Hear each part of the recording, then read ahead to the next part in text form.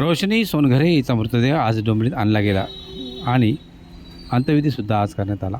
12 जून रोजी अहमदाबाद येथे झालेल्या भीषण दुर्घटनेत डोंबिवलीकर 27 वर्षीय रोशनी सोनघरे हिचा दुर्दैवी मृत्यू झाला होता. एअर इंडियाच्या अपघातग्रस्त विमानामध्ये रोशनी फ्लाईट क्रू म्हणून कार्यरत होती. रोशनी ही डोंबिवली पूर्वेकडील राजाजी पथ परिसरातील नवउमिया कृपा सोसायटीमध्ये आपले आईवडील आणि भाऊसोबत राहत होते. तिचे वडील राजेंद्र, आई राजेश्री आणि भाऊ विघ्नेश हे एकत्रच राहत होते. मुंबई ग्रँड रोड परिसरात राहणारे हे कुटुंब 2 वर्षापूर्वी डोंबिवलीत स्थायिक झालं होतं. रोशनीचा भाऊ विघ्नेश हा एका खाजगी शिपिंग कंपनीमध्ये काम करतो, तर आईवडील हे घरीच असतात. रोशनीचे शिक्षण मुंबईत झाले.